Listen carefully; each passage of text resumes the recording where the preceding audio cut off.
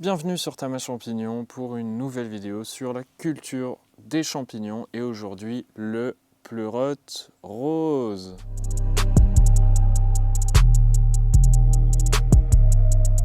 Ce pleurote, c'est un pleurote voilà, très spécial, vous pouvez le voir, c'est pas classique, vous ne le trouverez pas dans les forêts en France, en tout cas ça me semble compliqué. C'est soit Pleurotus jamour, soit Pleurotus salmono quelque chose. Ce pleurote-là, il va apporter de la diversité sur ce que vous proposez en fait, ou juste si vous le cultivez chez vous, ça peut être super cool. Voilà, la couleur, elle est vraiment intense.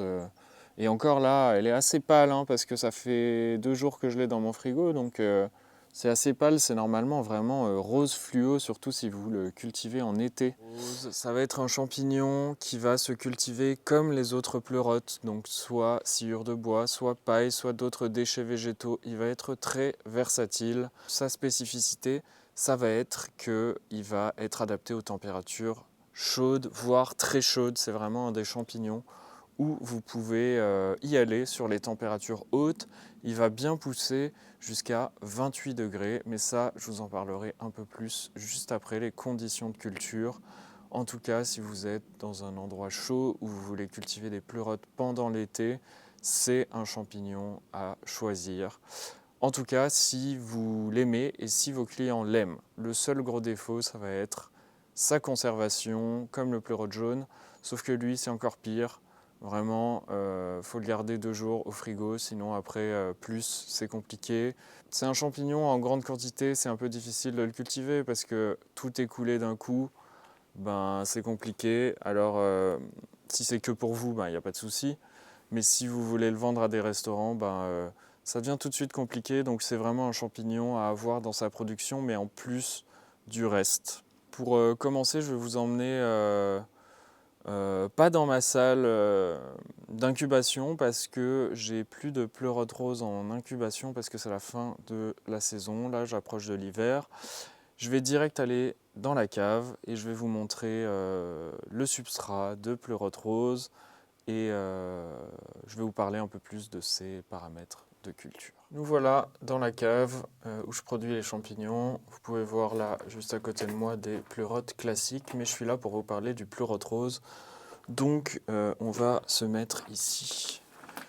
J'ai quelques sacs de pleurote rose juste ici, voilà, qui poussent. Et donc là ici, le moins avancé, ça va être lui. Pouvoir vous montrer un peu à quoi ça ressemble. Donc voilà le sac de mycélium. Il est assez dense et vous pouvez voir qu'il y a des petites taches roses sur le sac.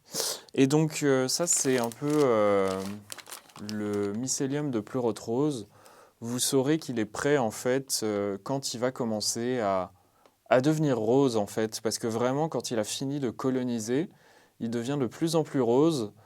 Et ça veut dire que c'est un signe qu'il est prêt à être envoyé en fructification. Sinon, il met de toute façon 10 à 15 jours, en fait, comme la plupart des pleurotes classiques, pour incuber. Et vous pouvez l'incuber entre 20 et 24 degrés. Il va résister à des températures un peu plus hautes. Mais moi, je ne vois pas l'utilité de mettre plus haut parce que tout simplement, j'ai d'autres champignons dans ma salle d'incubation et j'ai pas besoin de température plus haute.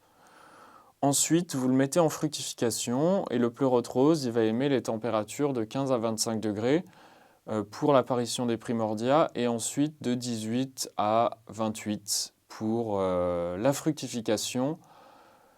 Mais ici, dans ma cave, en ce moment, il fait 15 tout le temps et ça pousse très bien, c'est juste plus lent en fait, tout simplement. Par contre, il va préférer les températures chaudes, donc je répète un peu tout ce que j'ai dit dans ma vidéo sur le pleurote jaune parce qu'en fait, c'est des champignons qui sont très similaires. Et donc, c'est pareil, voilà, si vous pouvez le faire pousser à 28, très bien. Seulement, faites attention aux mouches parce qu'il a une odeur très forte. Il va moins attirer les mouches que le pleurote jaune, mais quand même. Donc, faites attention à ça. De toute façon, s'il fait chaud, il y a des mouches dans tous les cas. Donc, il faut vraiment contrôler leur population ou faire attention. Donc le primordia, il va avoir besoin de beaucoup d'humidité pour apparaître, proche des 100%, et ça va ressembler à ça en fait, un primordia de pleurote rose. Donc voilà, c'est un peu différent des pleurotes classiques, hein, les primordias de pleurote rose, vous pouvez voir là, c'est vraiment quelque chose de très dense qui ressemble à une grosse masse au début. Et ensuite, ben, ça va pousser plus. Et ça, je vais aller filmer un peu plus loin. Et donc là, voilà, bon, là, vous avez un exemple d'une pleurote rose qui ne se développe pas très bien, clairement. Elle est un peu déformée, je ne sais pas pourquoi. Et ici, vous avez une pleurote rose qui s'est bien développée, qui est très belle, très rose. Et ça, ce sera à peu près une dizaine, voire une quinzaine de jours après que vous ayez mis en culture les champignons, un peu comme toutes les pleurotes. Donc voilà, pas de difficulté particulière sur ce champignon. Il faut juste faire attention aux températures, aux insectes. Un substrat très aéré, comme pour la plupart des pleurotes, c'est important. Bien sûr, il va étouffer.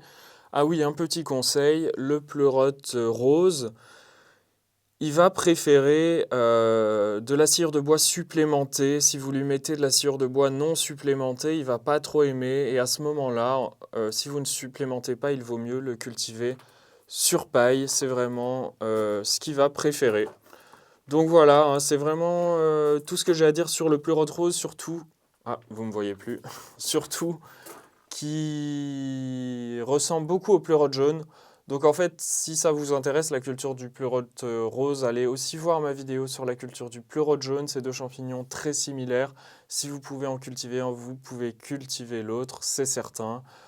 Donc voilà, si vous avez d'autres questions, des sujets que je n'ai pas abordés dans la vidéo, bien sûr, sur le pleurote rose, n'hésitez pas à me poser ça en commentaire, les questions. Et bah, si le contenu que je crée vous plaît, abonnez-vous à la chaîne, c'est important, likez la vidéo et je vous dis à bientôt sur Tamas Champignon.